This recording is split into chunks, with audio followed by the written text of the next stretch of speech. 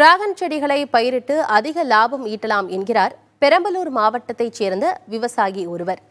வறண்ட மண்ணிலும் வளர்ச்சி தரும் இப்பயிர் வளர்ப்பில் பலருக்கும் முன்னோடியாக திகழும் அவர் சாதித்தது எப்படி பார்க்கலாம்.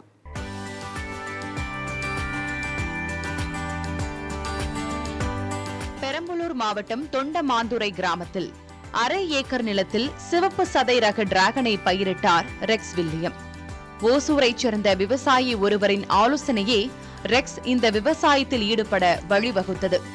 இயற்கை உரம் தயாரிப்பதையும் கற்றறிந்து அதனை பயிர் வளர்ப்பிற்கு பயன்படுத்தி வருகிறார். பிற விவசாயிகளுக்கு டிராகன் பழ விவசாயம் உரிய பலன் தருமா என ஐயத்தை எழுப்பிய நிலையில் நம்பிக்கையுடன் செயல்பட்டு முதல் அறுவடையையும் நிறைவு செய்திருக்கிறார் ரெக்ஸ். போட்ட முதலில் பாதியை திரும்ப பெற்றுள்ளதாக கூறும் அவர் அடுத்த அறுவடையில் உரிய லாபம் கிட்டும் என நம்பிக்கை தெரிவிக்கிறார்.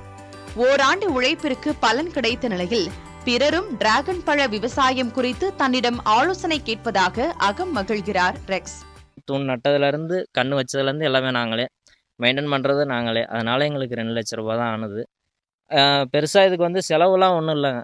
வீக்லி ஒன்ஸ் நீம் ஆயில் வேப்பெண்ணெய் அடிக்கணும். அப்புறம் நாங்கள் இயற்கையான இதில் பண்ணுறதுனால மீன் அமிலம் நாங்களே ஓனாகவே பண்ணுறோம். மீன் அமிலம் சப்சிடி கவர்மெண்ட்டில் நாங்கள் அணுகியிருக்கலாம். நாங்கள் அதில் அணுகலை. ஆனால் இப்போ நிறையா பேர் புது பயிர் பண்ணி நிறையா முயற்சி பண்ணுறாங்க. ஆனால் இதுக்காக தோட்டக்கலை கொஞ்சம் ஆர்வம் எடுத்து இதுக்காக சப்சிடி அந்தமாரி ஏதாவது பண்ணி கொடுத்தாங்கன்னா நல்லாயிருக்கும். டிராகனை பயிரிட ஆர்வம் கொண்டு விண்ணப்பிப்போருக்கு கன்றுகளை 25 ரூபாய்க்கு வழங்கிட தயாராக இருப்பதாக கூறுகிறார் பெரம்பலூர் மாவட்ட தோட்டக்கலைத்துறை துணை இயக்குநர் சரண்யா.